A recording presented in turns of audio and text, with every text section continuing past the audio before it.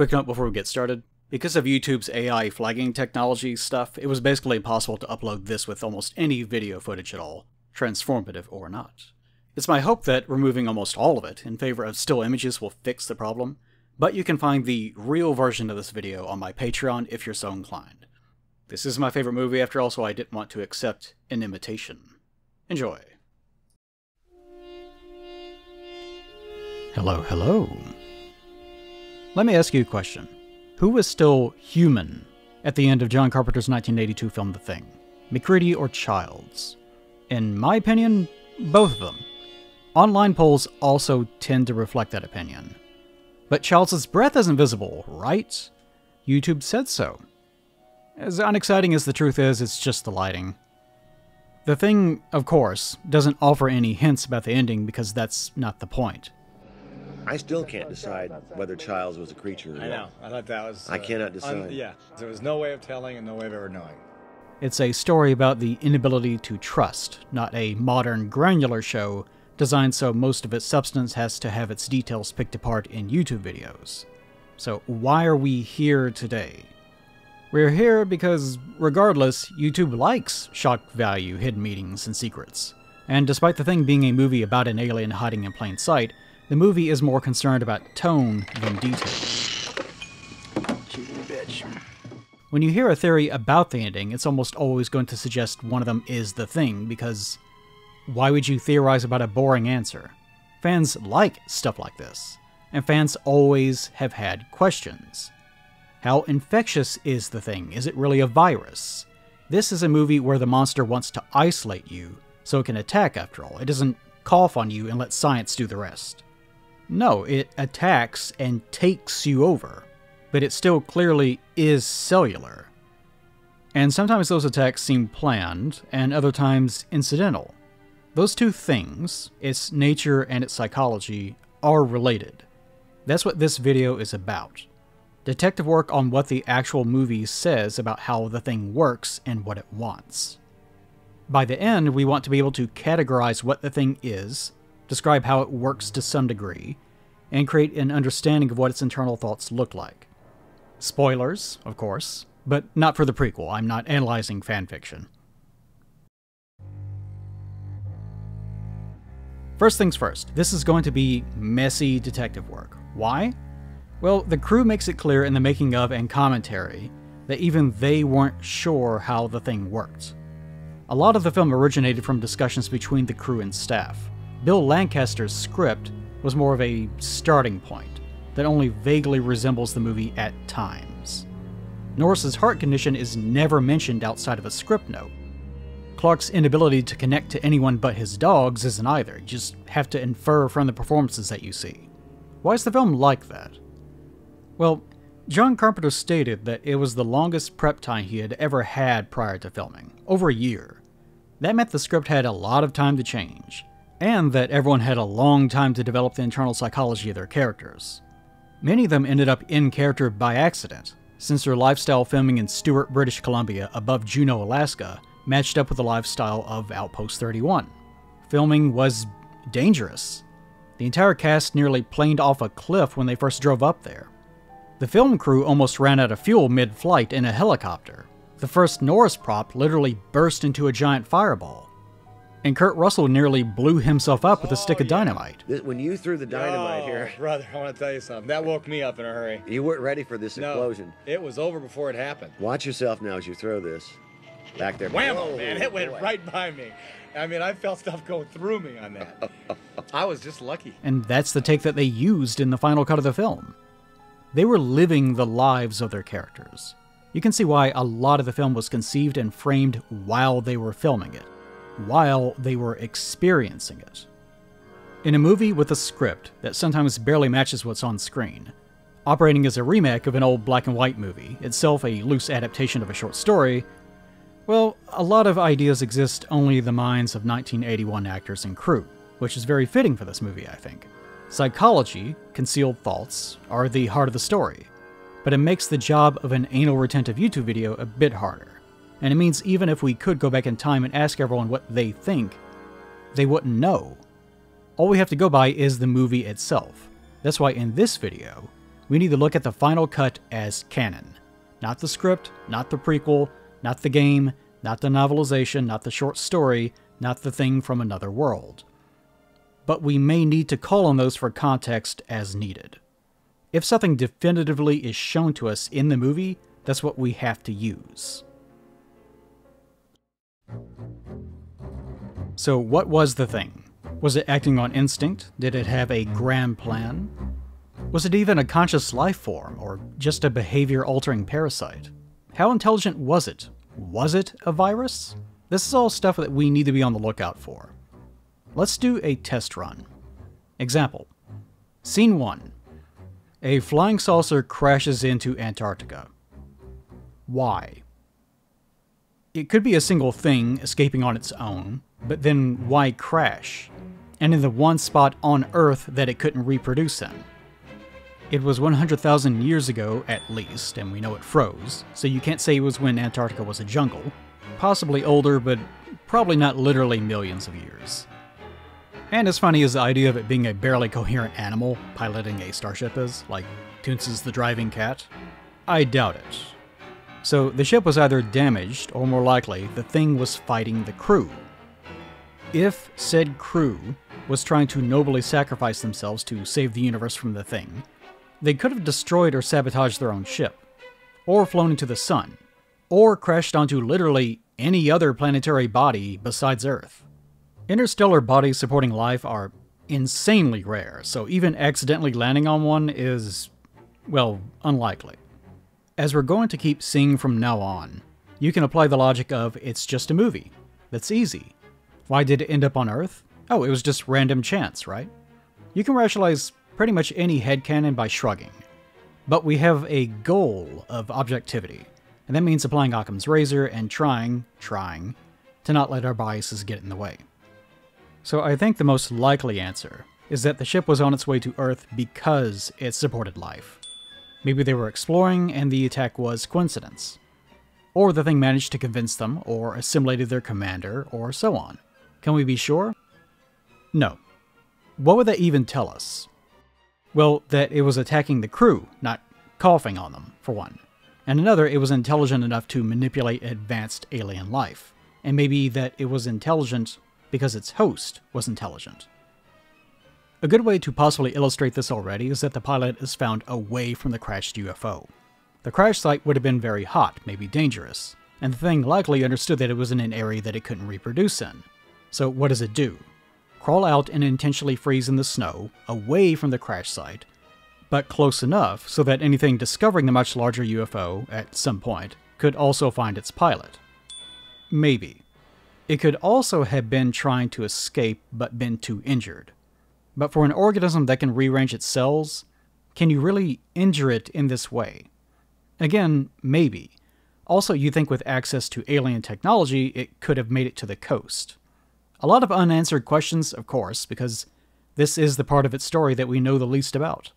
Either way, this probably demonstrates intelligence of some kind. What about a host form that isn't alien or human? Let's look at Jed the dog.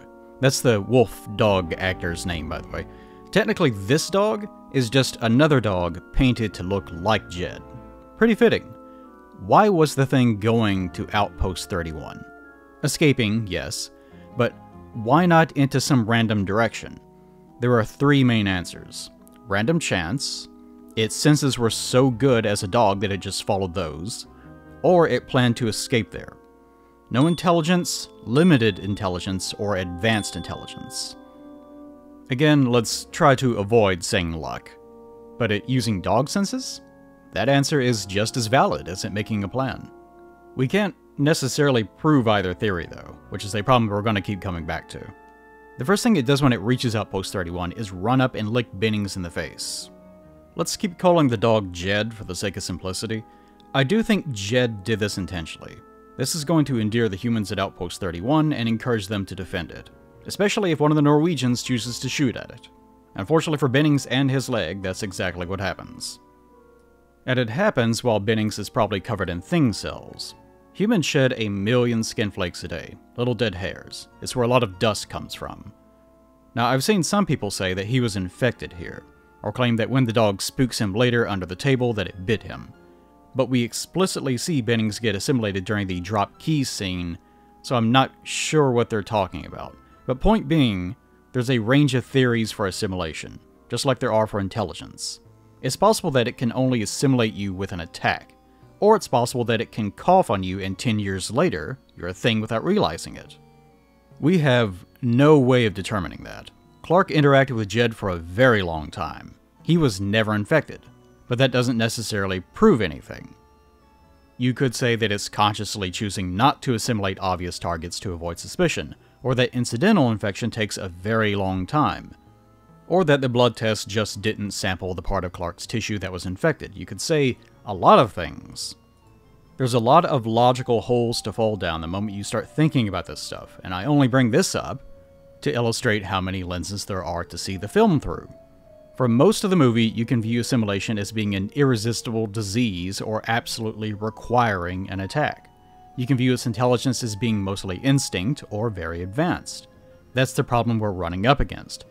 We're looking for proof of what the thing is, and proof of whether it's an instinct or a higher intelligence.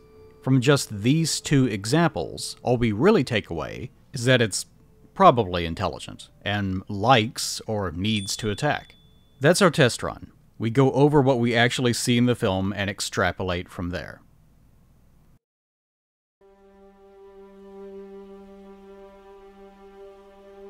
What do the creators have to say about how the thing thinks and assimilates? As I mentioned, the final film doesn't look a lot like the script, and a lot of the film's scenes were rewritten on location or created in post-production. In the commentary, Kurt Russell says that the core question the actors kept coming back to in their performance came during the scene after they lock up Blair. This was the scene that got everybody talking throughout the whole movie. We never figured out. You could never figure this out. I know. That's what got you. We talked about the ending of the movie for the whole movie. Keith David's character, Childs, is questioning how you could possibly know who is who when they're effectively the same person that you knew before. So how do we know who's human? If I was an imitation, a perfect imitation, how would you know if it was really me? It's not stated this way, but if you're copying every single cell perfectly, what you end up with afterwards is going to have the same memories, personality, everything. We are our brains and body, so when you duplicate that perfectly, you duplicate yourself. Without trying to worry about my viewers' various potential concepts of what a soul is, you've certainly become a living ship of Theseus, except, the ship wants to eat you. The question all of the actors had while filming was, do you even know if you're assimilated? Inside of the thing, is it still your friend? McCready, I know Bennings. I've known him for 10 years. He's my friend. Is it an alien piloting a person that doesn't know it's an alien, or is it a person with a secret alien motive? One it may only be aware of instinctively, or one it's consciously working towards. There are some scientific cases of people losing their corpus callosum, the part of the brain that allows your hemispheres to communicate with one another. People with this injury say they experience moments where one half of their body is doing something without them realizing it, or the sense of another person's mind existing inside of their own as they have different thoughts that they don't even recognize. There are lots of dissociative disorders that harm the brain's sense of internal identity in some way.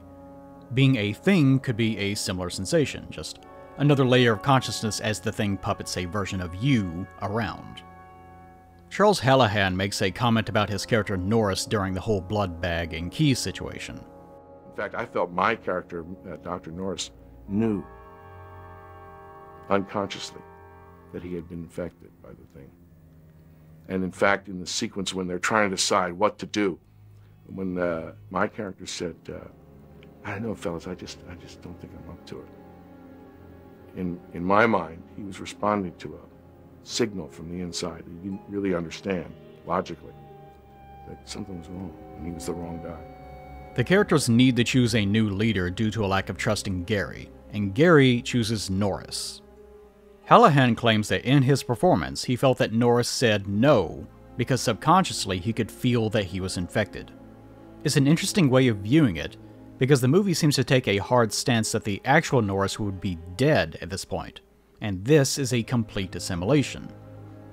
Table that thought for about 20 seconds. Why wouldn't the thing want to be leader? Seems like a great way to manipulate everyone. That hesitation we see could be a moment of contemplation. Would this benefit my goals as an assimilation? Will they catch me more easily? Could I use this? I better not, too risky. But that's only if the thing has an active consciousness. With Hallahan's performance, he's treating it as a subconsciousness, or even less than that, just an infection. If it is a subconsciousness, this isn't Norris. But it is an alien that thinks it's Norris, and the emulation, I suppose you'd call it, of Norris, is vaguely aware that it's a puppet. If it is an infection, he's human, and the presence of an assimilating alien consciousness in his body is something that he can somehow sense. In this case, he wouldn't feel sick exactly, just in a state of unease or disorientation as his cells are individually subverted. Another way of looking at it is that what is making Norris uneasy is his heart condition. Anxiety is what he's feeling, and being leader would only make it worse, and that could apply to both the emulation and infected perspectives because both would be affected. All of these thoughts are valid, and all of them make sense, which is fantastic, because participation with a narrative strengthens it. It's also terrible because there's no clear answers, and that's the problem the crew kept running into when they were discussing this on set. This thing keeps imitating like all the way down to its core. There's nothing about it that's original. Kurt Russell speculates that it may not be possible to know if you're infected or not. I'm not sure if Russell means infected as we've defined it, a human with thing cells in you, or the emulation definition we've come up with, of a fake human that thinks it's human. Either way, that's his perspective. Rob Bottin, the special effects artist behind almost all scenes, was the one who presented the idea that it could look like anything because it had assimilated so much information. The concept of it being this amalgam of things from past assimilations didn't exist originally until it was headed by the effects leader. The creature in Who Goes There had a defined alien shape. That one change definitely reshaped the script and then reshaped the way the crew thought about their internal psychology. After all, an alien wearing a human suit is a lot different from a thing that is carrying around the baggage of having been a million different forms of life. That's probably the source for a lot of uncertainty on set. So from what we can gather, the discussion on set and the way they shot the scenes seemed to orient around the entirely psychological thought experiment of even we don't know if we're the enemy. Which is an alarming thought for the characters, and with the actors carrying their performance into their real lives during production, the idea that even the people making the film don't know how the thing works does nothing but help the story. But just because the actors tended to lean in that direction doesn't necessarily mean that's what the movie tells us. Sometimes you can write a story that ends up with a message you didn't even intend, after all. Death of the author takes on a whole new meaning when you're talking about the thing.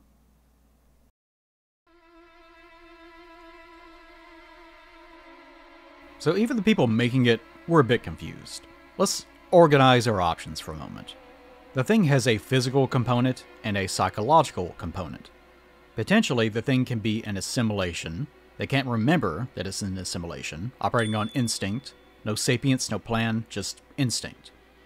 Or an assimilation with a hidden subconscious alien intelligence. A sapient thing with a plan, which reveals itself only once the ruse is up.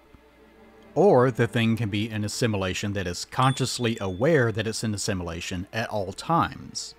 In this case, when you're talking to an assimilation, their behavior is completely performative. Also, these aren't necessarily three types. You can view it as a spectrum, since consciousness is a fickle mistress.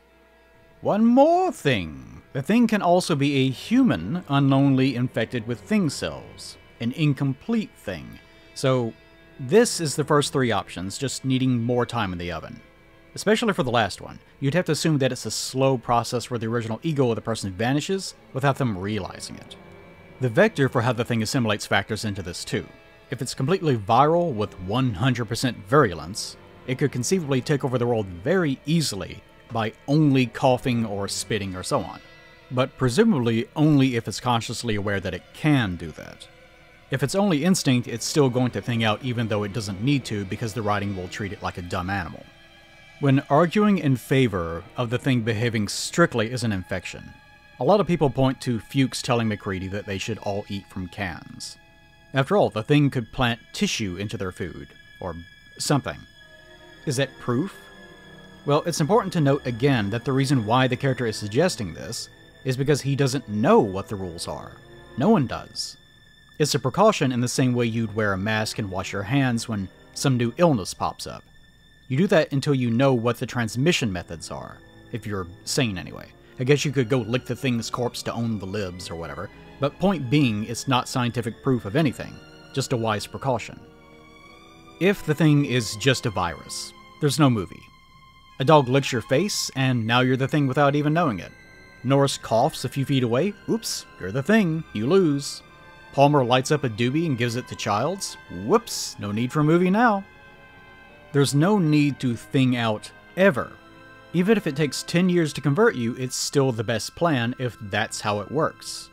In fact, a whole planet could be converted from normal life to thing life, and not even be aware that anything had happened, and life would go on as normal with the thing having done basically nothing at all.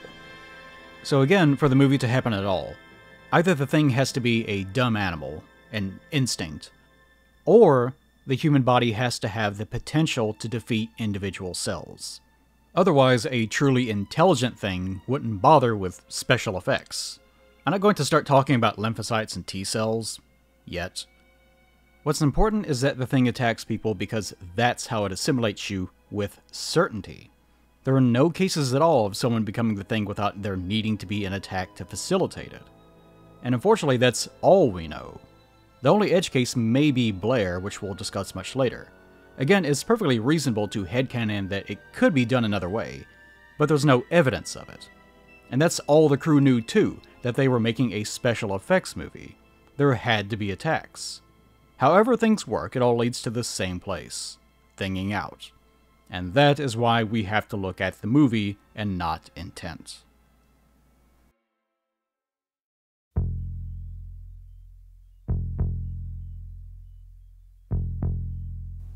So let's get started in earnest and look at these thing-outs.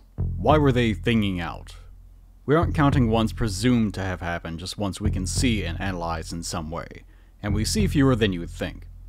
There's the shadow on the wall, who was meant to be either Norris or Palmer, dog kennel scene, the drop key scene, arguably Fuchs being burned, the CPR scene, blood test scene, Gary getting a mouthful, and the Blair beast.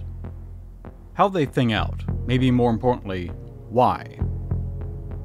With the shadow on the wall, who was actually Dick Warlock, the guy who played Michael Myers in real life, we don't see much of anything. Just an amazing shot of Jed pausing perfectly between rooms and ignoring the camera. You know, it really is amazing what a great shot this is from an animal actor. Even in the commentary, Carpenter can't stop raving about how great Jed's performance is. What a good dog. But even though it spent a lot of time alone with Clark, it waits for Norris or Palmer to be isolated before it attacks. It doesn't matter which got assimilated because they both are outed in basically the same scene. And even though this victim sees Jed come in, somehow the thing manages to attack without being heard. It's also presumably this attack that results in the dirty drawers that Knowles complains about. Pretty smart dog. Either it got lucky or it knew what it was doing. And it definitely resulted in an attack of some sort, hence the shredded long johns. But compare that to the infamous kennel scene. Until now, no one at Outpost 31 knew that the thing existed exactly. They found the twin-face corpse and knew some crazy stuff had happened at the Norwegian camp, but that's it. They certainly didn't suspect that a dog could secretly not be a dog. So why reveal itself? The real answer, of course, is it's a movie and we're at the 30-minute mark. But in-universe, this was a foolish thing to do. It died, assimilated 0 new targets, and alerted every single human that more of it probably existed. Is this evidence that it's not intelligent? That it only uses instinct? If it was purely instinct, that could make sense. In this case, it registers that it's in an enclosed space and targets can't escape, and nothing else is watching it. What if it wasn't instinct? If the thing had a little bit of intelligence, it could also be that it's registered that it's now trapped and can't leave the cage without being detected, so it makes the choice to risk discovery. Or it didn't think a bunch of humans would care about dogs barking in the middle of the night. What if it thought its location was far enough that it wouldn't be heard? No, that can't be true. The kennel was just down the hall from the sleeping quarters, which was in the middle of the outpost, and Jed spent so much time wandering the camp that it knew the layout.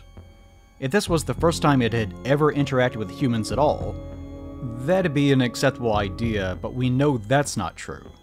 However, it did assimilate at least one person by now, so it could also just be that once it establishes itself, it's fine with this level of risk. However, it could also be desperately hungry for energy of some kind after surviving one camp and assimilating one target.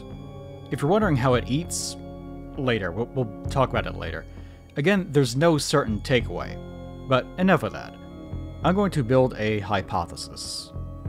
Personally, since we see Jed so many times watching situations, observing human behavior, I've always thought that it's clearly making intelligent decisions. This is not instinct, it's not ordinary dog behavior either. This is an alien imitating a dog, watching humans and trying to determine how much they know. Even the act of isolating a target means it has to understand the behavior of anything that could discover it. That means understanding when a human will be on its own, why, at what time of day, its window of opportunity to attack, how to incapacitate and silence a struggling Earth life form, a human, and so on. Also consider that this is an alien.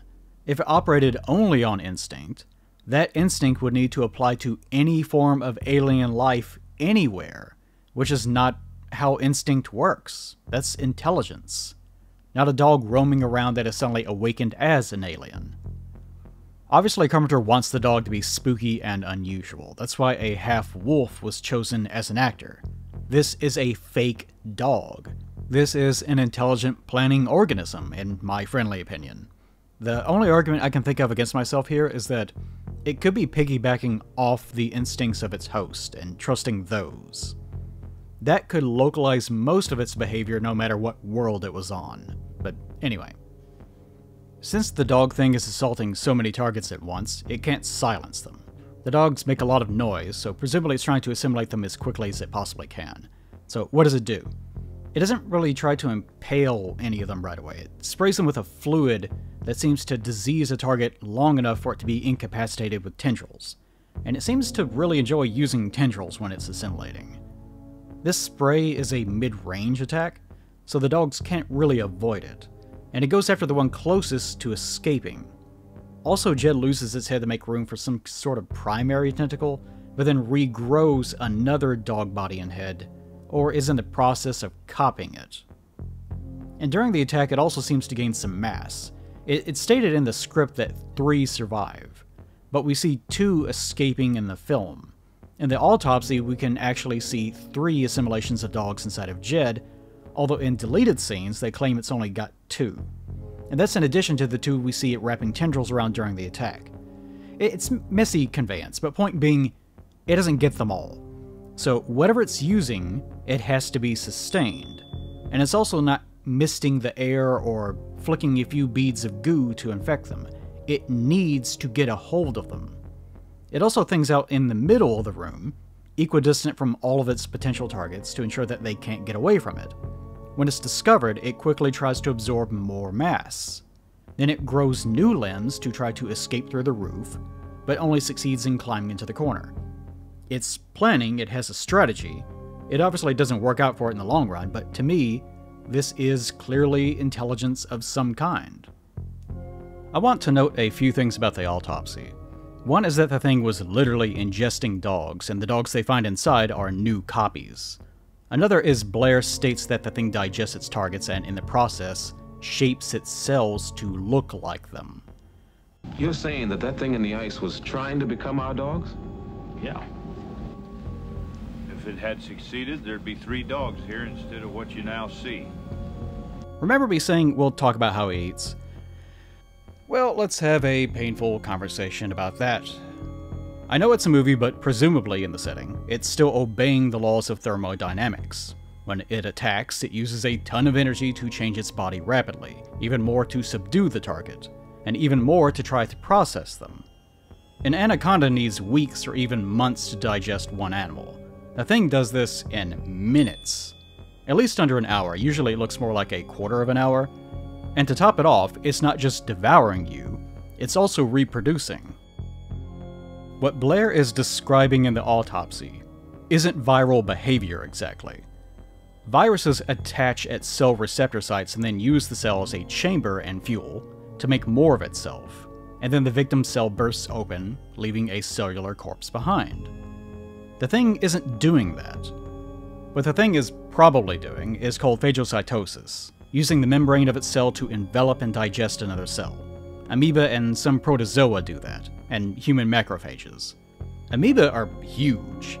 Protozoa can be nearly as large, but some of them are just a little bit larger than a human blood cell.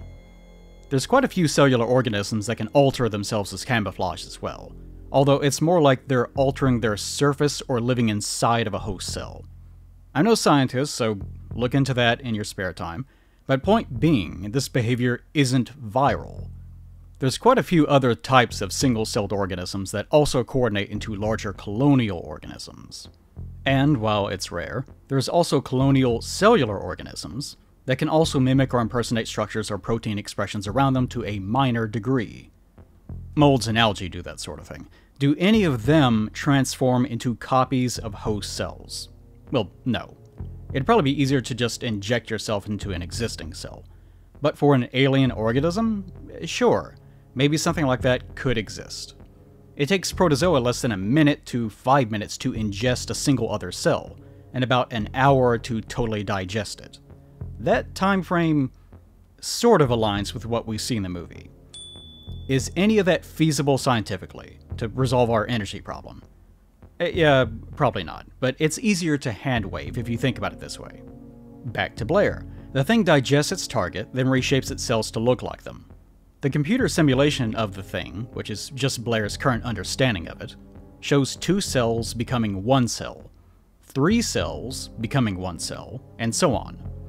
It digests, transforms, and the old assimilation is lost. Why is that a problem? Well, in theory, the thing would just be a single-cell organism if it actually worked this way. 1 cell assimilates another, endlessly, until only 1 cell is left, and it would look like whatever the last victim's cell was. On a bigger scale, if the dog thing assimilated Norris or Palmer, there shouldn't be a dog anymore. It would vanish entirely. So there's obviously more to it than Blair's explanation. In fact, there are 0 instances where this is true. In every single case that we see the thing copy someone, the attacker survives, and there's a new thing. The thing takes over 1 normal cell, as you can see, and we still didn't get it quite right, but it doesn't matter.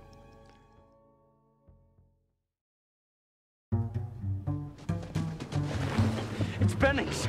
Let's move forward with the Bennings attack, for example. The twins' corpse itself is a bit of a mystery, because it's designed to be. The prequel tries to insinuate that it's the result of 2 people fusing together. Which, to be fair, is probably the best scene in the whole film. Not saying much there, though, especially since they refused to use the animatronic for it. It may have originally meant to be the reverse. The film is constantly reinforcing the notion that the thing catches you, digests you, then reshapes its own cells to make another version of you. So it makes sense that this twin's corpse, in which both sides of the face look like the same face, is actually the same person. It's a visual way to showcase a victim on one side, and its killer, himself, on the other.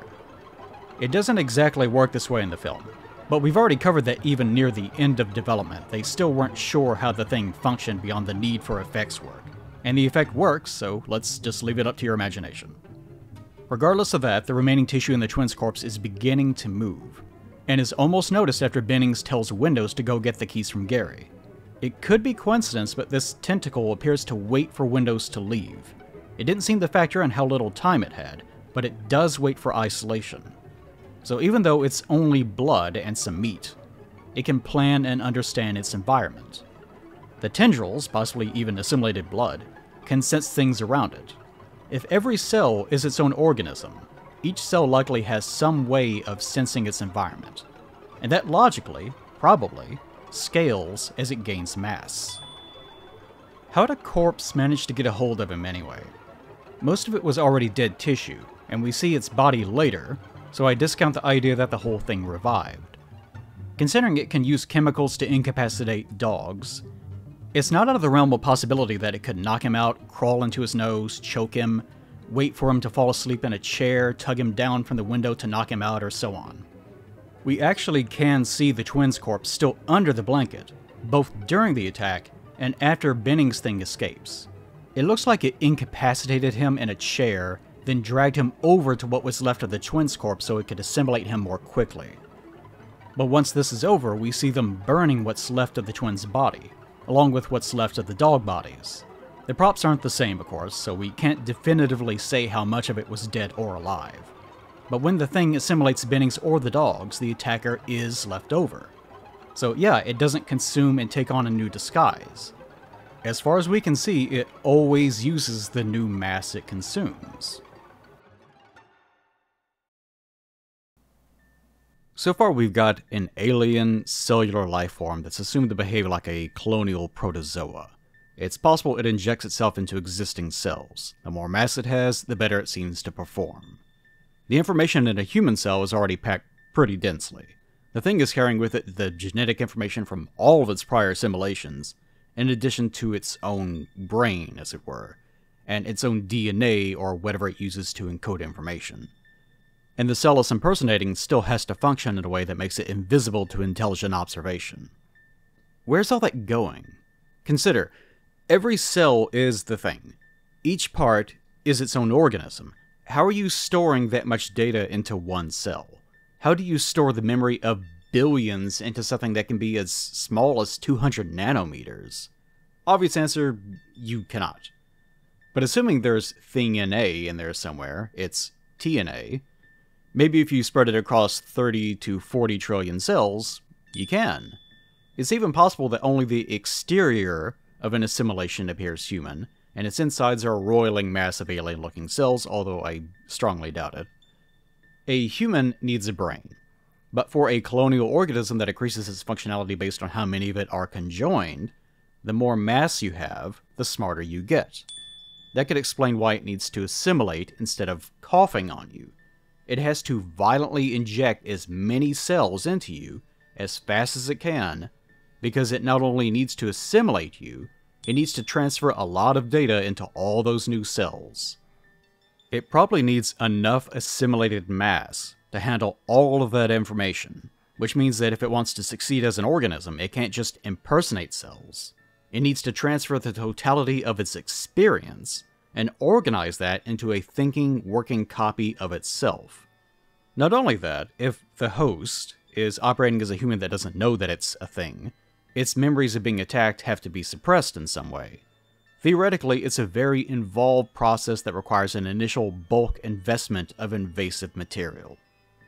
Maybe the fact that each cell is its own individual helps a great deal with dealing with cellular issues and energy production. Our mitochondria, after all, were originally alien to our own cells in addition to being one of the most optimized sources of energy in nature. And if its TNA is that compressed, presumably it's insanely adaptable, compact, and efficient. I'm not saying this is how it works, and yes, I know what TNA means. It's just an idea for how it could. It's a good thing the movies never went into any of this. This is definitely the kind of thing that you don't want to be explained. It only detracts from the experience to know more about its workings. John Carpenter had his priorities, and explaining cell structures wasn't one of them. Because the movie released in 1982, there's been comparisons to the 1980s AIDS epidemic. Carpenter has mentioned that comparison himself, but that was more of a 1983 news story, even if they had started to identify cases during production. So the idea that it was written to be that analog is all projection. The thing is exhibited as a virus because that's the best analog Carpenter and others had when thinking about it. John Carpenter had loved The Thing from Another World as a kid, in which the thing was a plant monster. But the original story Who Goes There was more about assimilation. That was the aspect of the original story that he found most interesting. Not plants, not infection, it was the impersonation of a friend. The vector for assimilation wasn't quite as important. It only ever needed to be visually arresting, a special effect. All the audience really needed to know is that the process of the thing reproducing is inherently violent. But even with that, there's something odd. It damages your body in the process, but the new impersonation won't reflect those injuries. We see that in every attack. Maybe it's looking at your DNA and using that as its building plan, but you'd revive in a very fresh state if that were true. If you lost limbs, they grow back. If you had wisdom teeth removed, they grow back. Anything about your body at all that isn't reflected in the ideal of your DNA is going to change. Also, where's all the blood from each attack go? I'd imagine the thing probably pulls over its new creation to get rid of evidence, but you'd probably look very revitalized afterwards. No dirt, new clothes, it's a tricky problem. The prequel tries to do something with that idea. Fillings and surgical implants and so on can't be assimilated, and that's the tell. Cute idea, but I think it's too big of an oversight for the thing. It's a cellular creature that is assimilating on a cell-to-cell basis. It's going to realize if it hits metal or plastic, and likely has the intelligence to adapt to that, especially if it can adapt to any kind of alien life on any world. As it assimilates you, it has your DNA, it has your memories, it knows your cells better than you do. So one would assume it's using a combination of methods, which becomes more efficient as more and more cells begin working together. How its cells communicate? I don't know. Electrical signals, maybe.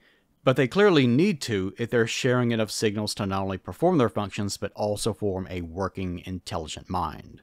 But as we see, each part of the thing can have a mind of its own. That brings us into the Norris scene.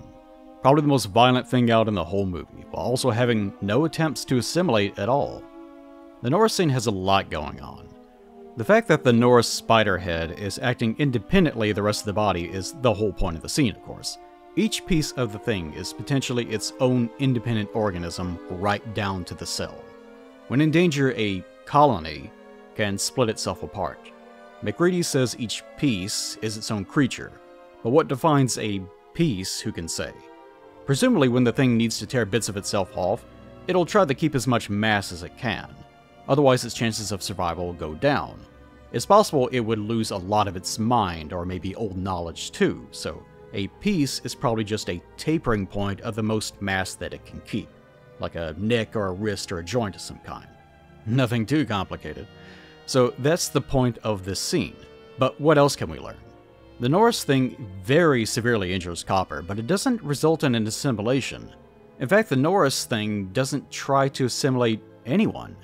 It grows a secondary head that gets everyone's attention while a portion of it tries to escape.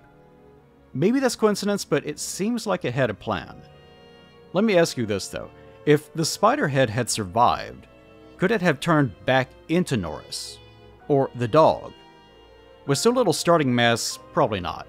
Would it be stuck that way? If it had assimilated a rat in the past, would it be able to fully put on that disguise? We never see the thing camouflage itself as a victim prior to its current one. We see it use aspects of prior assimilation. The spider-like legs and tendrils and mauls seem to be alien in origin.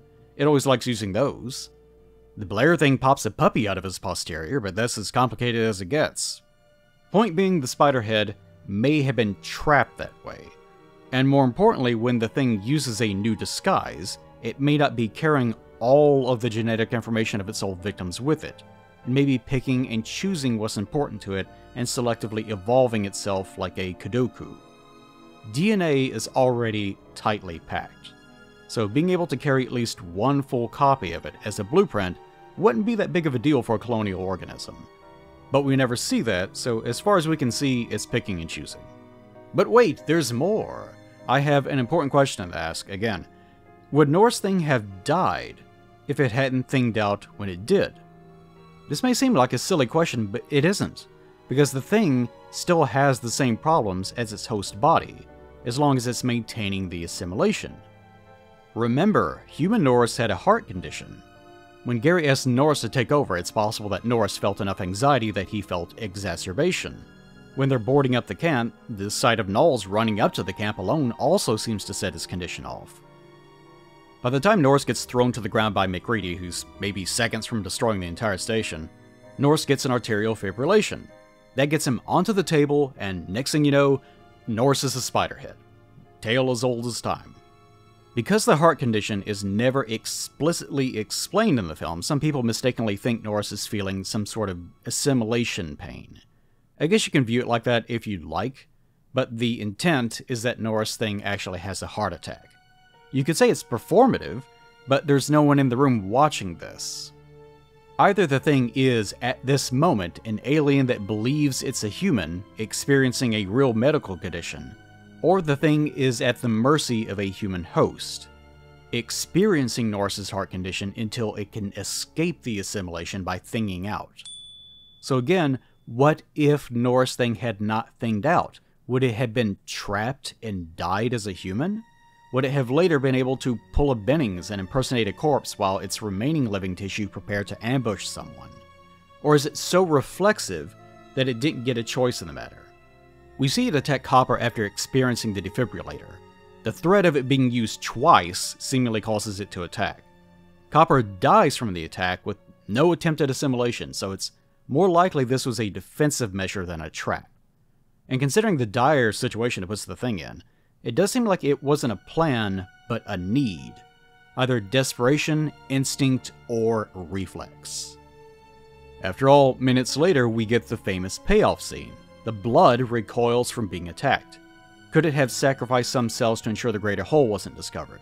If it could, it probably should have. But could you, say, pretend to be a dead body if someone tried stabbing you in the leg or something?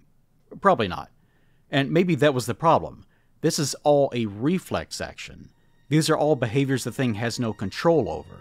If its cells are replicating the function of someone with a health problem, it reacts. If it's injured, it reacts. If a tiny portion of it is about to die, but it would reveal a much greater population of its own cells, it still has to react. It's not just a matter of injury and threat, though. Palmer has his thumb cut when they're drawing blood, and that doesn't trigger a response. If you're the thing, stubbing your toe or getting a paper cut or burning your hand on a stove probably wouldn't trigger anything, right? Is it because it was a cut, not a burn? Or was it because the blood was part of Palmer during the injury, and Palmer wouldn't react to this? After all, if more mass means more intelligence, wouldn't that make a small pool of blood really prone to reflex actions? Just one more thing to think about, I guess. Speaking of Palmer, when the spiderhead is finally crawling away, who points it out? Palmer does. Windows turns as well, but he seems to be following Palmer's attention. Why would Palmer out another thing? If he had said nothing, it would have likely gotten away. There are a lot of possibilities here. 1. It's subconscious, so this is what human Palmer would have done. 2. Things are their own organisms and don't care about the longevity of one another. 3. Palmer thing felt like outing the spiderhead would give it more credibility. Now, out of setting, this entire sequence isn't in the script. Copper doesn't die until the couch scene where Sanchez, or Sanders, or Windows as we know him, actually survives until later on. Norris doesn't have any arachnid parts, and Palmer doesn't say anything. David Clinton's reaction is great, so maybe it was just for that. You have to ask the actors. Maybe they were just not taking it seriously, but still, it's in the film, so you have to work it into place somehow. In terms of the narrative, this is happening right as we're learning that thing can be outed by preying on its instinct for each piece to survive at the cost of other pieces. Just like the blood acting of its own accord and Norris's head acting of its own accord, it's just another case of the thing being its own animal. So honestly, a little of all three options. Palmer was in danger and didn't care what happened to another thing because that's just not how they think. And maybe he was thinking like a human. The entire couch saga is pretty important in theorizing how all of this works. Putting together what we have so far, it seems like the smaller a grouping of thing cells, the less intelligence it has. If you separate a group from the rest of its colony, it behaves relative to its mass. Also, it does seem to be a layer of subconsciousness when in human form, but it can become fully conscious when it feels like it doesn't need to be performative. Blair can build a UFO without thinking out because no one is watching him, for example. When it things out, it's fully utilizing all of its stored genetic information, memory, and adaptability. It can be anything it can remember, apply all of its stolen memories, increase its strength, and change its form to whatever it needs. But the less mass it has, the less capacity it has to do all of that. Maybe. Again, we're just theorizing. We're not going to get any overt answers out of the movie, but these are reasonable conclusions. This may also explain why Palmer reacted as he did. Once the blood reacts and spills the beans, the actual Palmer things out. It didn't need to be attacked, it consciously registered that it had been caught. Again, this is not instinct, it's not even reflex in this case. Presumably, thinging out makes Palmer thing stronger, since it's then able to break itself free from the couch. And also achieve anti-gravity, apparently. The funny thing is, because McCready's flamethrower fails to ignite and Windows totally freezes, Palmer probably could have escaped pretty easily. Unlike Nora's thing, which tried to escape immediately. It makes me wonder if the individual personalities of the thing are influenced by their hosts. It's pretty on point for Norris to avoid a problem and for Palmer to cause one. Blair thing does a lot of plotting and building, and Jed stalks and doesn't like being locked up. But that may all just be projection. But no, he doesn't run. Palmer may have been trying to digest more mass as quickly as it could by going for the biggest potential threat. More mass, more energy means more adaptability. Or it genuinely meant to fully assimilate Windows, which seems like a bad plan.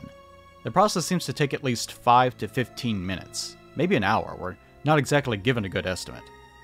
Its best bet probably would have been to destroy the 2 flamethrowers before worrying about human eating. After all, if you get rid of fire, what could possibly hurt you in this situation besides the humans blowing themselves up? And even then, that still probably wouldn't kill you, if you were the thing. Something important to note here, though, is that Palmer doesn't seem to like Windows, or at least the thing really enjoys antagonizing him. We see at least 2 instances of Palmer trying to implicate him, usually for no reason. This all comes after Windows goes for the gun cabinet, though, so there's a rationalization for why someone in camp may not trust him. Especially if Palmer is the one who actually has the keys, the idea of every accusation is a confession might have more truth to it. Whether it's because Human Palmer didn't like Windows, or Human Palmer would deflect guilt by antagonizing someone, this could be more evidence that the human personality is a translation into the thing's behavior. What about Windows? In the commentary, Kurt Russell makes the comment that he was burning someone who was still Hands human. and legs on sticks. Oh, this was tough too, because you're burning a guy who was still a human being. And you're setting him on fire, and these guys... There's obvious alien noises ADR'd over the scene, so we're obviously supposed to take this to mean that Windows is turning into a thing. So we don't get to see its intelligence or personality, only that it's needing to recover from its own attack. It didn't require a complete assimilation, only an attack that lasted a few seconds. It was targeted at his head though, which would certainly reach the brain quickly, and if its goal was to penetrate the skin and inject as much of its own cells as it could into Windows' body, that seems to have been enough to get the ball rolling. This is the shortest time frame we're aware of that results in a successful assimilation, or at least an implied one. It shows that even a partial attack is good enough, as long as it is an attack, not sneezing or licking or whatever. Because again, we don't see any cases of the kind of infection that Fuchs was afraid of. Only this. We don't know if Windows could have survived this. I know that sounds laughable, but we really don't. Again, if the thing could assimilate with a sneeze, it would. And at this point, it should be obvious that no matter what the form, there's always an intelligence at work that understands its own biology. That tells us that there's a threshold at which the thing has digested enough of its victim to ensure an assimilation. Going for the head seems to be more effective, probably due to allowing access to the brain. More to the point, it tells us that the human immune system at least has some capacity to defend itself. It may not be easy, but it's possible. But then why spend so much time assimilating? For one, if you attack someone and they get away, they can make it clear that they've been attacked and by whom. It takes energy and time to thing out, and maybe more to revert back. If you're going to attack, it's best to commit to it. The faster you do this, the more protected you are. Complete attacks make sense, but only if incidental contact is dangerous or even totally ineffective.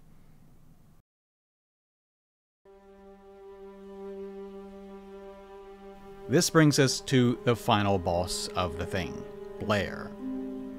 Blair was the through line of the whole story. He performs the autopsy, explains what's happening to everyone else, is the first person to catch on to what's happening, and becomes the forgotten element of the story that ends up being its most important. So I want to use this section to bridge together a lot of smaller problems while focusing on Blair's psychology. Mainly. This will be a bit messy because it's such a root system of problems. We spent a lot of time doing detective work on the thing after all. How many conclusive proofs have we found? None. Just deduced ideas that work well together. And frankly, that's all we're going to get, which is what I've said from the beginning. But we can apply our theories to everything that we've seen from Blair. First, for example, when was he imitated? Oh, this is going to be a big one. A lot of people say he was infected from pressing the eraser of his pencil from the thing corpse to his lips. Is that possible? It's very unlikely.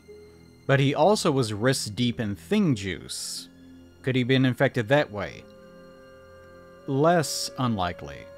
Everything we've seen indicates it requires an attack, often to the head, in order to transfer the required amount of TNA. Especially if you want to transfer over enough alien knowledge to build a spaceship. But is it possible? Yeah, of course. What about during Blair's rampage? Was he infected by then? Again, unlikely. Destroying any equipment, killing spare dogs, and so on doesn't help its situation any. The only advantage you could claim would be that it got Blair isolated, which he could have achieved any other number of ways. This is also hindsight. There was no guarantee they'd isolate him, or leave him alone afterwards. It also hinges on him not dying in the process of shooting a gun and swinging an axe at everyone else. Come on, Blair. You don't want to hurt nobody. Come on, man. You don't want to hurt anybody. There. I'll kill you. Opens it up. If you're the thing, this is a terrible plan. You could also make the claim that he was infected, but the thing was subconscious, while his actions were that of Blair. Given everything we've seen, I'd agree that the thing is mostly emulating the original personality. But I'd also say that it's clear that the thing is conscious of everything happening around it, and isn't going to allow its emulation to put it in needless danger. What if Blair was the one who got to the blood? He was the only one missing during the Bennings scene. That would prove it, right? Unfortunately, the blood being destroyed seemed to have happened almost directly after they had a conversation about a test, which happened seconds after locking Blair up. So, probably wasn't Blair. But while we're here, who did pick up those keys? Only two people were things, Palmer and Norris. Neither of them are shown to have heard this conversation, although we don't get to see how much time has passed between the two scenes. Deductively, they either overheard, were told, or had the intelligence to assume that would be the next step.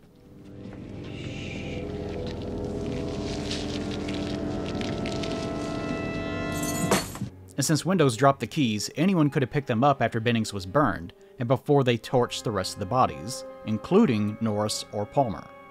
But note, they would have needed to collect the keys, and for a reason, before the idea of testing the blood was even an option. What do I mean? I mean that someone wouldn't have heard this conversation and then left to go find the keys. The blood conversation happens way after the room was cleared out, when everyone was going in and getting rid of the twins' corpse and cleaning up all the blood. So whoever did this had already found the keys and pocketed the keys, and more importantly, said nothing about it. So again, this isn't a case of a human not knowing it's the thing.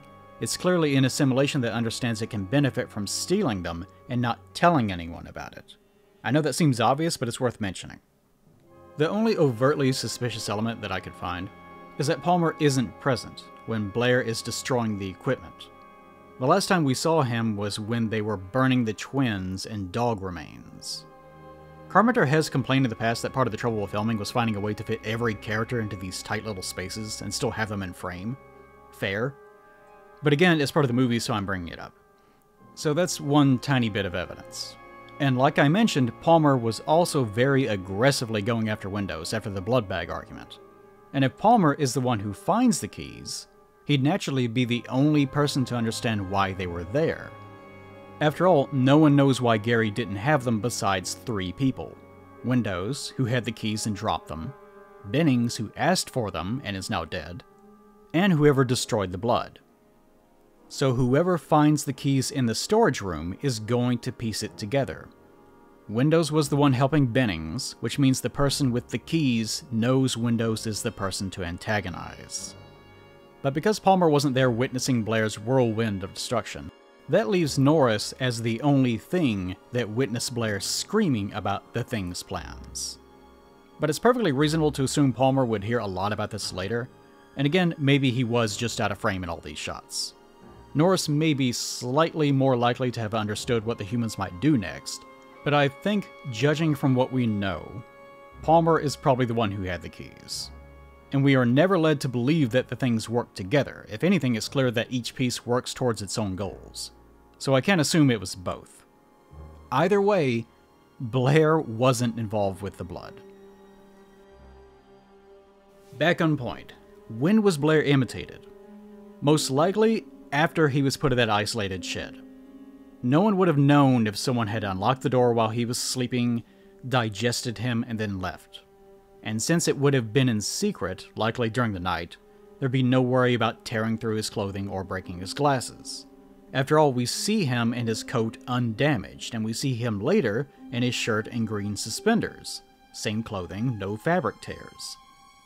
Either it was a careful assimilation, like we see later with Gary, or he was a thing while Blair Thing was trashing its own options, or he was infected and an assimilation fully took hold while he was isolated, or it's just a movie error. Consider this. When Blair was sabotaging equipment, it was pitch black outside. By the time they drag him into the shed, it's morning. And during the argument over the blood bags, it's close to night. It's the first goddamn week of winter. First goddamn week of winter. In Antarctica. Antarctica only has 2 seasons, winter and summer. If McCready is talking about the northern hemisphere, since he's from the States, that would mean December. But in Antarctica's December, the days are 24 hours long.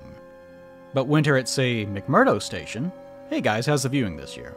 Supposedly begins after the final sunset, which means they should have no daytime at all, only twilight at best. Okay, for context, the days on March 1st are almost 18 hours long. By the end of April, they've shrunk to 0 hours and polar night begins. This is probably a filming oversight, but clearly Carpenter still intends for there to be day and night, or twilight and night at least. Point being to all this, there are potentially very long durations of darkness and isolation for someone to target Blair if it really is the start of winter. It's the most likely time frame for Blair to have been assimilated. When they're out looking for Fuchs, Blair is still in the shed with a prepared noose. The noose is too low to the ground to be used, but right in frame, where someone looking inside can clearly see it. In other words, this is probably performative. Blair suddenly is very lucid, calm, and eager to get back inside with the others. And he hears strange things out here. How about now? Is he the thing now? I think so. I think his insistence is the viewer's tell to let us know that Blair is now suspicious, now that we're being reminded that he's out here while everyone else had spent that whole day fighting about the blood. So who got him? Either Norris or Palmer. We don't see enough of the day to know which. We see Norris giving injections so we know where he was, but it's such a small time frame. And by the way, we know Norris is a thing at this point, so this would be a perfect moment for it to inject them all with thing cells if it really did require so little effort, but it doesn't. Regardless, not much to go off of. So who do I think? Right now there's no way to lean. Let's hold off on that. The entire time frame between Blair being put outside and the start of what leads to the couch scene looks like one day, maybe a little bit more. And he somehow managed to hollow out an entire area under the shack and build a craft out of parts he salvaged in that time. Even if you say he was assimilated from the start of the film to make that hole, that's still not enough time to disassemble all those parts, gather tools, and start assembling. You get what I'm saying? He couldn't start work on a UFO until the machines had been torn apart, which happens a day or so before. Realistically, I think this is just a script issue, but in-universe it probably means he was assimilated almost immediately after being isolated. Even using thing powers or whatever, it's a really small window of time. So I think we can at least say they got him almost as soon as he was out there, while he was still disoriented. He wouldn't have time otherwise for all the Minecrafting he's doing, in addition to answering questions about Fuchs while eating a delicious can of frozen beans. Let's talk about Fuchs. I passed over it as an attack earlier because I think it strongly relates to the thing's psychology. It was an attack we don't see and know almost nothing about. After the blood bag fiasco, MacReady tells Fuchs to start working on a test because he feels that he can't trust either Blair or Copper. Presumably, this is why the thing targets Fuchs. Blowing a fuse for an hour, rushing outside, and luring Fuchs to investigate that. We hear an audience stinger that Fuchs clearly doesn't. Who's that? So it's not as though it's thinged out. Still, pretty foolish to go wandering around outside on your own. An oddity here is that some of MacReady's shredded long johns are left there on the snow for Fuchs to find. I think this is honestly for the audience as a misdirect, but in-universe, it's very strange. There's no reason for them to be out here, other than for Fuchs to find as faked evidence. These are also different long johns than the ones we see later, when Knowles comes back with some. So we have two different pieces of faked evidence for the same man. It's possible that in development they used two different props but intended them to be the same prop for some reason. But again, we're trying to treat the movie's details as not being mistakes. So here we have to assume that they're different pieces of evidence. Imagine if Fuchs had lived and both pieces of clothing were found. MacReady couldn't have ripped through both, so it would only prove that both were fraudulent. It's almost as though the first pair, left for Fuchs, failed and were destroyed, so whoever was responsible for his death immediately ran up to the shack, placed the new evidence, but forgot to turn off the light, or left the light on intentionally. Which again, by the way, this is not instinct. It's crazy to say it's instinct at this point. Its plotting and machinations are just too devised. So who did all that? Well, Palmer and Norris are suspects because, again, we're probably ruling out Blair, who's a little preoccupied and would have to relock himself back into his shack every time he left. It takes an hour to replace the fuse in the lab. We don't see how long it takes for MacReady to start discussing that Fuchs had been missing, so it conceivably could have been minutes or hours later. MacReady also says any one of them could have gotten to him, so they've been spread out the whole time. Norris starts work injecting the couch gang, and Palmer refuses to go with Windows. Both seem to have stayed inside. So this happened entirely during the blackout, before they even went looking for Fuchs. As Norris Thing says, the whole point of this is that it wants to pit them against one another. That's what it was! To pit us against each other! The entire Long John saga seems to have been for the explicit purpose of creating confusion amongst the humans, directed mainly at getting rid of MacReady. Presumably, once MacReady starts taking control of the situation and starts organizing everyone, including Fuchs, the Thing recognizes that this is the last bastion of logic in the group. If they can get rid of Fuchs, who is planning a test, and MacReady, who is organizing it, it should buy it the time it needs to isolate more targets. The entire point of planning the shredded long johns for Fuchs seems to have been to fool him into thinking the person asking for a test, MacReady, was in fact the Thing. This backfires in a spectacular way though, as it ends up getting both Norris Thing and Palmer Thing killed once MacReady manages to get back inside and Norris has a heart attack.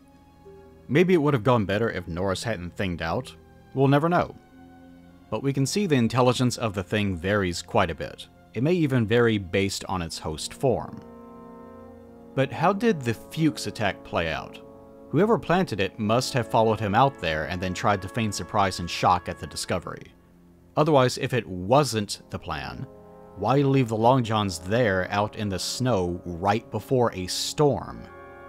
Especially if Fuchs is wandering around looking for someone. The best case scenario for the Thing would be that Fuchs finds the clothing, immediately assumes the person he was following was MacReady, and then heads back inside. This, quite apparently, didn't happen, or the Thing felt it had a chance to assimilate Fuchs. In the script, Childs is in the scene and speculates that it burned him because it takes an hour to assimilate someone, time it didn't have. In the final movie, assimilation seemed to be much faster and more vague on time frames, which is probably why this line was totally removed. Either way, using the original logic, the thing would have burned him alive because of the threat of a test. Also, there's some important deductive evidence in this scene. How did Fuchs manage to burn himself alive with an already active flare? The human body is a little bit more combustible than you'd think, but wow, not that much. This seems to have been done with fuel, which Fuchs wouldn't have had access to during this confrontation. That means the thing would have burned him. Maybe even with a flamethrower, which we see Palmer wearing in the next scene. But why? Why not assimilate him? Sure, maybe it didn't have the time. But would it have the time to kill him with a flamethrower, then head up to McCready's shack and place more evidence? Maybe. I have a theory here. Feel free to disagree, as that's the whole point of the video. But consider for a moment what Fuchs would have been doing if he was assimilated. The thing seems to be more of a subconscious element for an impersonation most of the time, otherwise it wouldn't be a great impersonation. Plus it's having to utilize the existing cell structure of our body, so it's probably behaving as we naturally do most of the time. Fuchs was working on a test. What would an impersonation that's constantly being observed need to do if it was assimilated? Work on a test. If it's subconscious most of the time, a theoretical Fuchs thing would be working against the interest of the things in camp. Even one consciously sabotaging its own efforts is probably more trouble than it's worth. With such a small window of time, he's worth more dead than alive. If Fuchs' entire mass could be devoured without reproducing him, that would have been more ideal, but it never overtly happens in the film. Plus there's still the time frame issue. For the Thing, its primary concern was obviously to destabilize the group and stop any testing. I think it planted the evidence, lured Fuchs out there, then tried to discover Fuchs with the new evidence and feigned shock. Fuchs likely realized this was orchestrated and very suspicious, and upon questioning why this meeting was happening, the Thing realized its plan hadn't worked. If Fuchs uses the flare, it could be used to burn the false evidence, maybe even asserting that the last thing the camp needs is division. If he got flamethrower, then the evidence would have been burned either way. Fuchs may have not even suspected the person confronting him was in assimilation. So the Thing went with plan B, save time and headache and just burn Fuchs. There's probably not enough time to assure an assimilation, and the threat of a test of any kind was too great either way. So instead, the Thing decides to try the same tactic by planting evidence where it can be found naturally and leaving the shack light on to attract attention. Then it comes back to camp before the lab lights come back on and prior to McCready organizing everyone into a search party. I think that's what happened, but there's obviously no direct evidence of that. And again, in the script and novelization, Fuchs dies due to a lack of time to assimilate, so that seems to have been the obvious intention as well. So while this is a plan, it's not a very good one. Who's responsible then? Norris, Palmer, or Blair? I think Blair was busy. Blair also wouldn't have known Fuchs was working on a test as he's been outside the whole time, so there's no reason to have targeted him. It could have been coincidence if Blair was looking for items to use in his construction, but considering the lab was specifically targeted, I strongly discount that idea. Blair also would have had more immediate access to the shack being outside already, but I just don't think it's Blair. I personally think it was Palmer. Why? Again, no definitive evidence. We do see him with a flamethrower right after this, but I suspect it's Palmer because with each thing, it seems like it has a personality that aligns with its impersonation to some degree. Again, Norris wants to escape, Blair wants to plot, Palmer wants to agitate. This just feels more in line with what Palmer Thing consistently does each time we see it, creating drama and starting fights.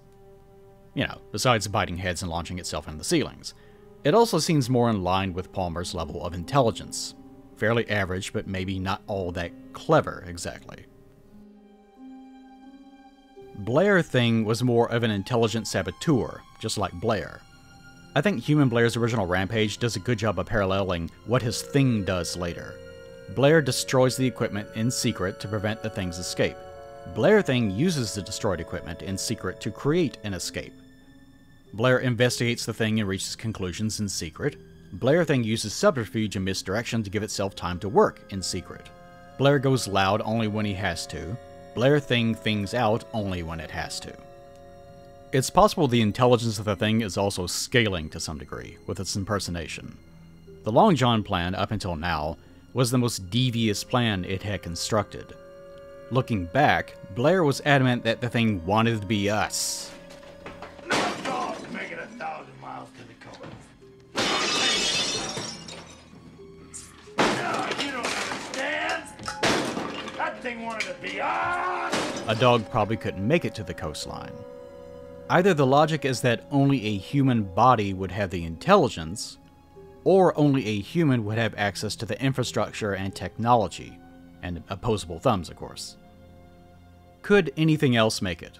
Yes. In fact, in the original short story, Who Goes There?, an albatross flies overhead and the survivors shoot it down to ensure that there's no chance the thing could assimilate it. Well, Antarctica is pretty desolate. Animals do travel and live there. It's possible it could have waited inside the body of a dog for summer to break. Either it could have then targeted a bird flying near Outpost 31, or assimilated someone who was about to go back home. Instead, it revealed itself in the kennel, needlessly. You could say that the thing needs to assimilate a certain amount of mass, or it's starved of something that its host body just can't get by eating? Doubtful, though.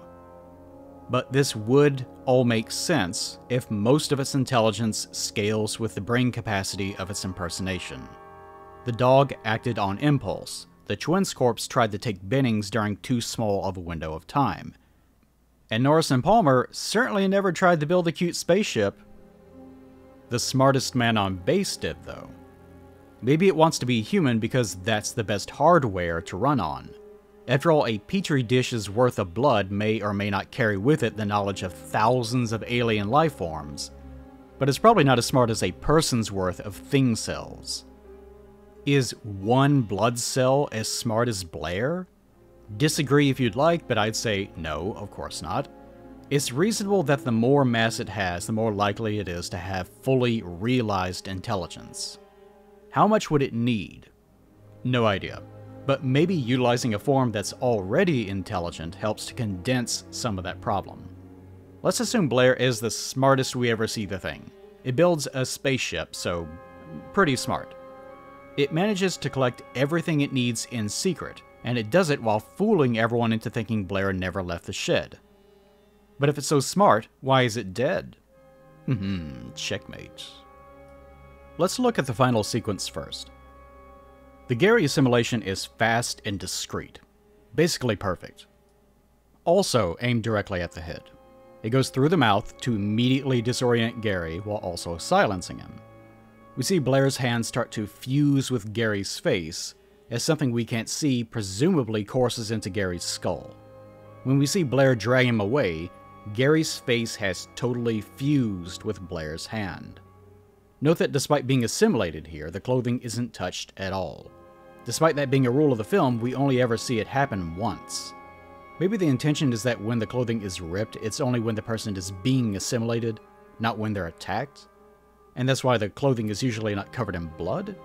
Anyway, Gary is unconscious or dead, and we never see whether he's absorbed into Blair as mass or left behind as a new thing. Either way, this is a smart plan. Once we see Blair thing at the end, he's much larger. If he's consumed both Knowles and Gary in some effort to prepare for confronting MacReady, it would at least wrap up our problems. Knowles, by the way, was meant to die earlier in storyboarding, which is why he stops having lines and just wanders off for no reason. Although again, we never definitively see proof the thing consumes targets for mass. So what happens to both? We don't know. Either they're part of Blair Thing's mass or got assimilated and are in hiding. It's also possible that Knowles is still alive somewhere. Something to point out is that MacReady and the others have been throwing explosives into each room earlier. They can't do that here, because the generator area and the tunnels are supporting the camp. If you blow up one part, it could bring down other areas without actually destroying them. And if the thing can sequester itself into the rubble safely, it can survive. So they're wiring the whole area in an effort to ensure everything is destroyed.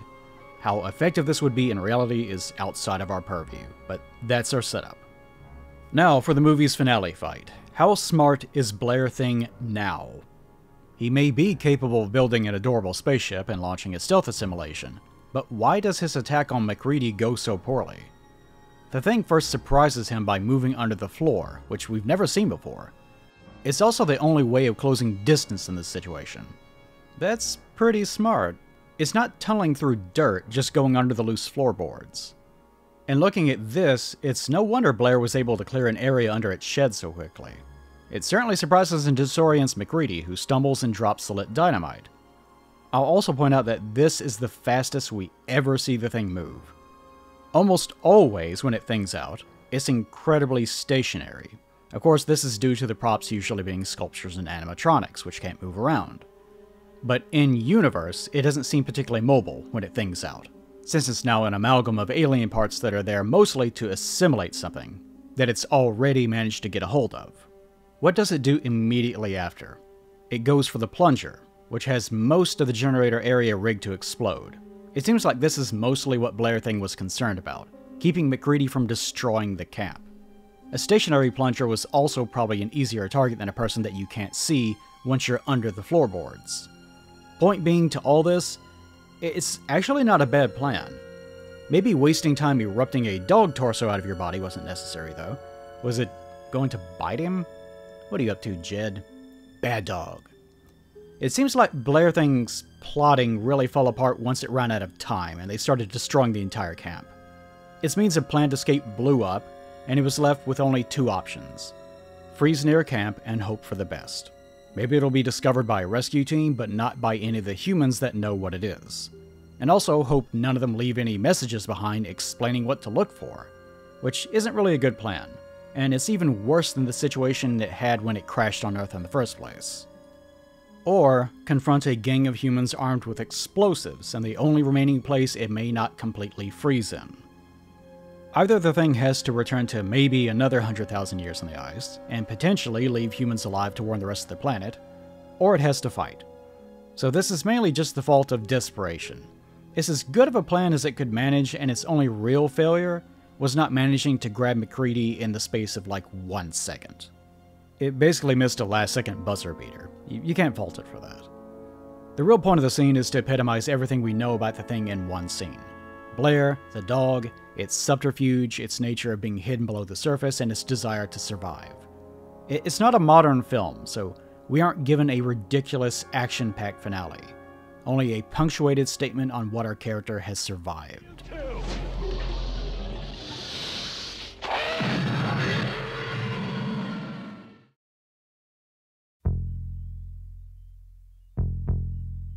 So what have we learned? Again, nothing definitive. The whole film, deservingly, is up for interpretation.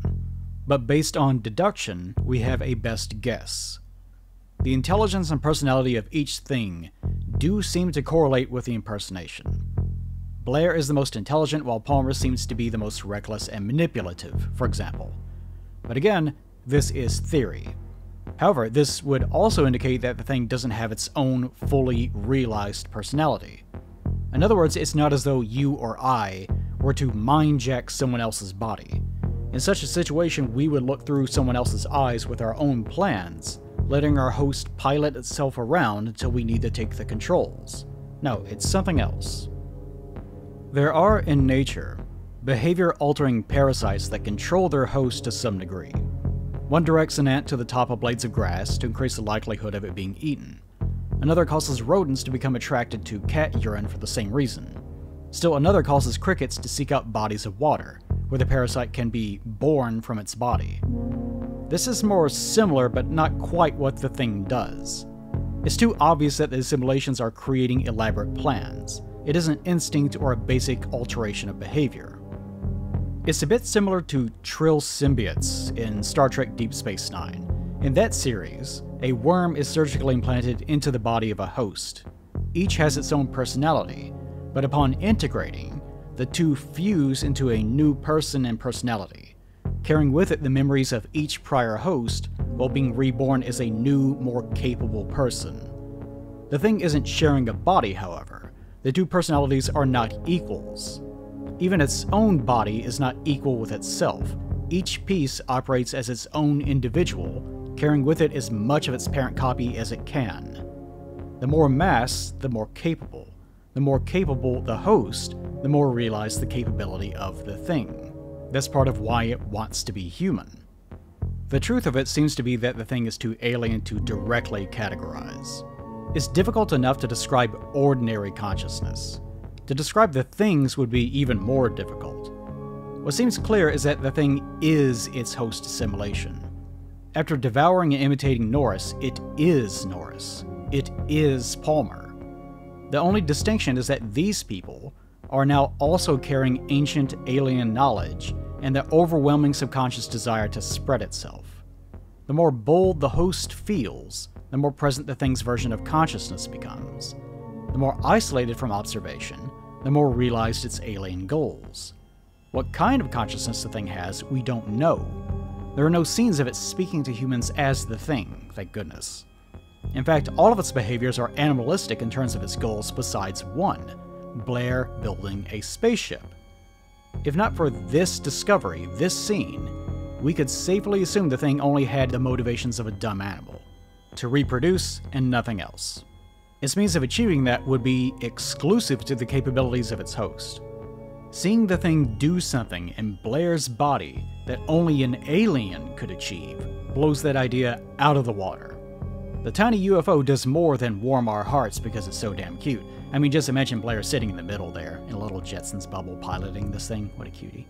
No, it also proves that the thing is carrying a higher order of intelligence with it, that is operating either separately or alongside its human component. Its consciousness is truly alien.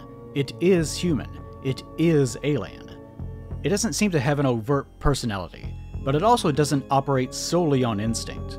When I first watched the thing, I thought it was an alien that simply had access to a dead human's knowledge and was histrionically creating the performance of a person to manipulate us into trusting our own enemy.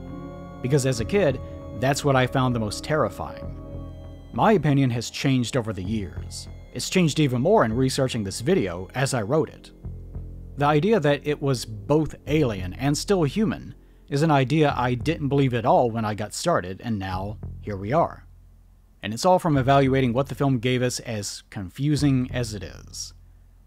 This is what you would probably expect from an alien colony of protozoa-like cells that impersonate human cells while working in concert to form a secret neural system throughout your body to conceal vast amounts of information. It is weird, and why we call it a thing. So my final conclusion is this. The thing doesn't have its own villainous plan. It isn't trying to get back into space to go fight the Shi'ar Empire, or recover the Infinity Stones, or get revenge for losing a loved one or something. No, its goals are animalistic. It wants to survive and reproduce. But at the same time, it knows how to build a spaceship, because it's been something that knows that information at some point. That's also why it needs to attack people to assimilate them. It has to transfer all of that information, and that's something a few bits of tissue in someone's food just can't do, regardless of whether a person's T-cells could eventually figure out how to immunize a person against it.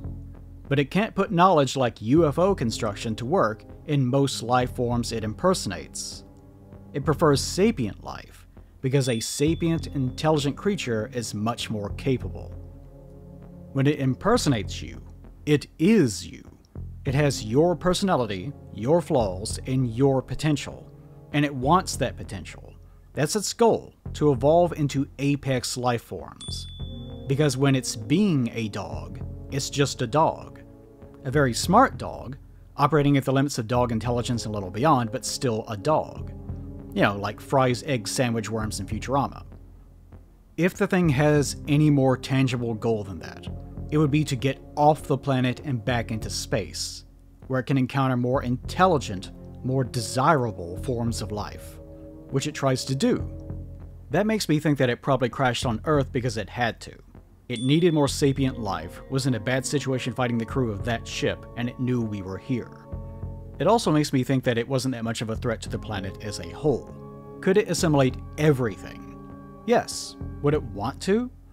Would it want to be every unmoving plant, every microbe? Why would it? What would be the point? Assimilating everything just means removing future potential targets.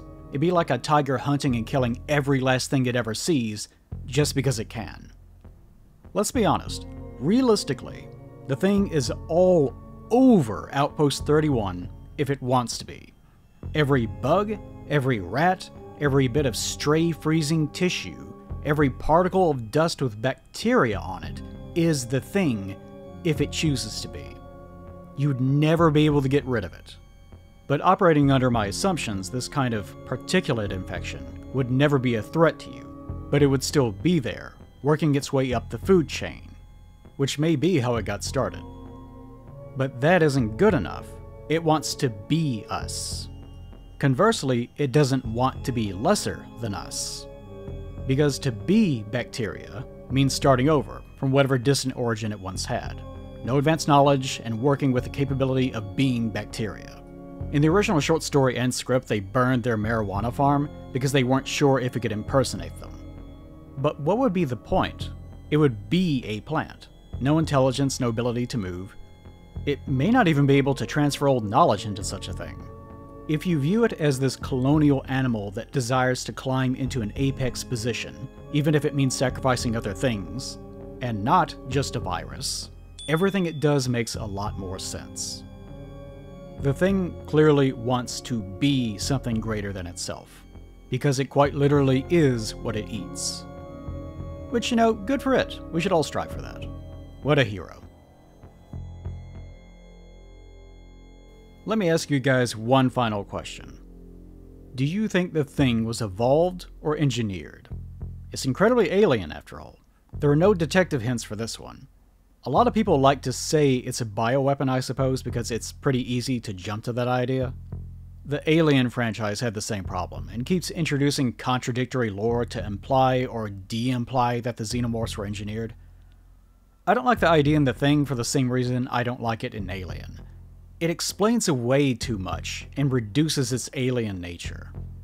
There's no mystery behind its intelligence, because its motivations are just some guy's programming. What was once a mystery just becomes a matter of someone manufacturing it. It's dull and mundane. Personally, hearing "it's a bioweapon," to me, sounds like one of those "the characters were dead the whole time" YouTube theories. It's common, reductive, and exists mainly for shock value, while providing the illusion of depth. I just personally have no tolerance for it. No offense to anyone that prefers them to be engineered for whatever your reasons, that's just my opinion. The idea that it evolved somehow is much more provocative for me. If it came from a world, presumably everything on that world would work in a similar way. What would a world of different species, all with metamorphic assimilator cell biology, look like? Or was the thing some sort of apex species?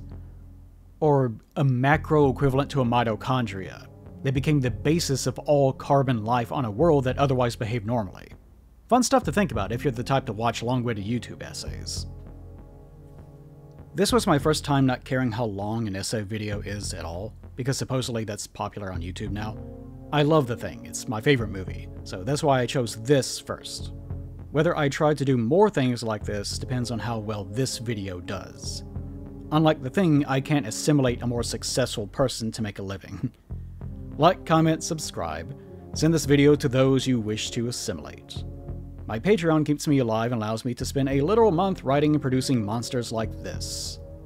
See, that's what Blair needed. A patron to help him build a more intimidating spaceship. Be critical, be kind. I am being Eli. For now. We will see you next time. As a species, if we end up having to go to another planet to try to do that, we certainly hope that we survive. And absolutely. That one was simply doing the same thing. It was doing the same exact thing. And who's to say?